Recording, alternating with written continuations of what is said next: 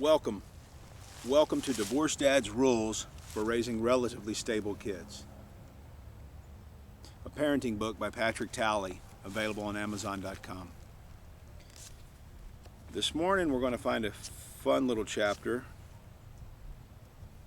Might give us a laugh.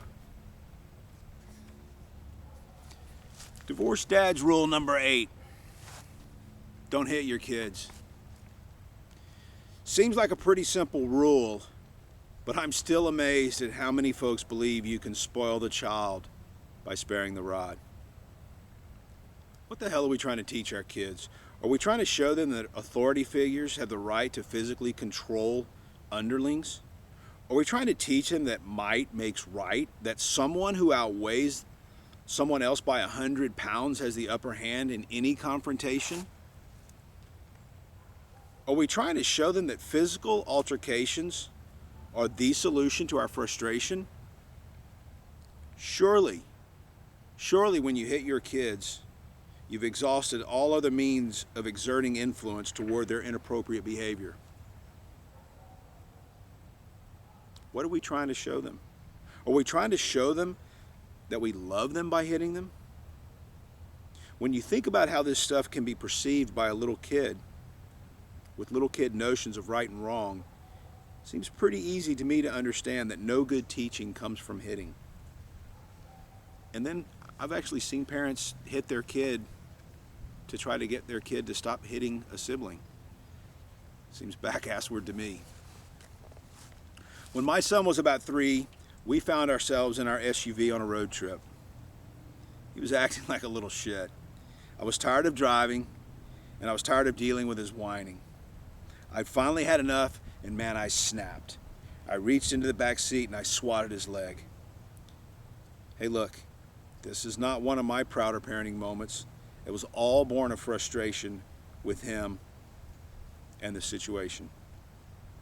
He started to cry, and he wailed like I'd struck him with a hot branding iron.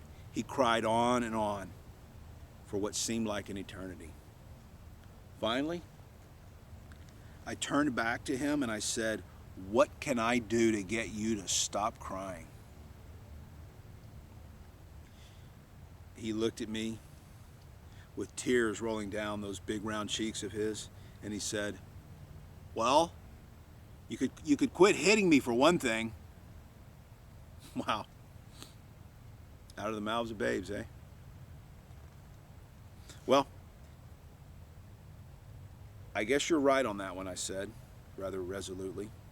Man, I felt like a piece of trash. Never hit that guy since. I mean, think about it from his side.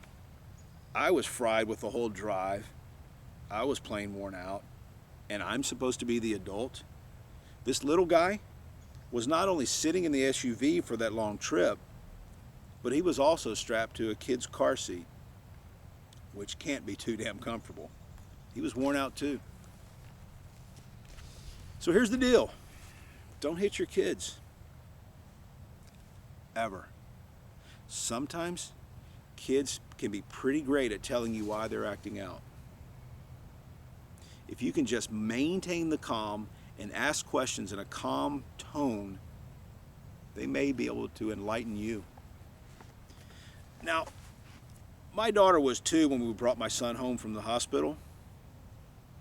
She'd been queen bee in our house from the day she arrived, and the fact that she was the firstborn female grandchild to a large family only added to the attention she got from my big old goofy family. The first week my son was home, my wife told me our daughter had bitten our new baby boy on the hand. I took my girl up to her room and I sat her down and I sat down with her, and we talked about what had happened and that biting people was not allowed. A few days later, she bit him again. I was flustered as hell. I took her up to her room again, and I made her put all of her dolls in a box. I told her I was going to take her dolls away for a whole week, and I was going to leave that doll-filled box on her dresser so she could see it every day as a reminder that biting was bad stuff. Frankly, in retrospect, it's probably not great parenting either. I don't know. I was new to the game, and I was still finding my way in these new parenting shoes. Well, it happened a third time. Man, I was exasperated as hell. We went to her room. We sat down on the bed one more time. I told her we'd already talked about this twice and that I had taken her dolls away, and I was sure she knew that biting was bad. I then said, "Baby, I can't figure this one out. I need your help. I need for you to tell me why. Why you keep biting your brother, even when you know biting is wrong. I know you're not hungry." She looked at me with those crystalline blue eyes, and she said, "Daddy, I used to get all the attention. Now he gets all the attention. I know biting is bad and all, and I know that the attention I get is bad attention, but at least I'm getting attention." Man, I was floored. Just floored. This kid was 2 years old, and she could articulate, when given the chance, exactly what was causing her to act out in such a negative manner. I picked her up and I hugged her and I said, "I love you, baby, and your mommy loves you. We have a world of love in our hearts, and we will never love him more than we love you, and we will never love you more than we love him. We love you both equally." "Baby," I said, "people's ability to love is huge, and we have enough love in our hearts to love you and your brother a lot." I got up, got the boxed up dolls off the dresser, and I put them on her bed, and I said, "Look, sweetie, I'm giving you all your dolls back. I feel like if I had asked you before why you were doing this biting stuff, you would have told me. I have to tell you, I think you're the most incredible kid I have ever been around.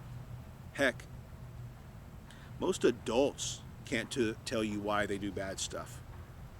But you're only 2 years old, and you know why, and you can even tell me why. You are an incredible little girl."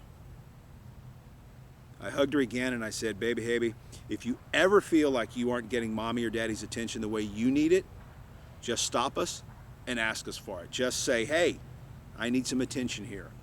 And I promise you, we will stop whatever it is we're doing, and we will give you some good attention. We want you to feel as loved as we love you. More hugs followed that moment. The biting stopped, crisis resolved, order restored. From that moment on, I can recall many occasions where my daughter would blurt out completely out of the blue, and even at some inappropriate times, "Hey, I need some attention here." Or at other times she might say, "So when are we going to start talking about me?" When faced with perplexing parenting situations, it may indeed be a good thing to sit down with your child in a safe place, a quiet place, and in a calm voice, ask them what's going on with them. Don't just make the assumptions. Don't just hit them. You might be surprised, as I was, to learn that they can help you be a better parent.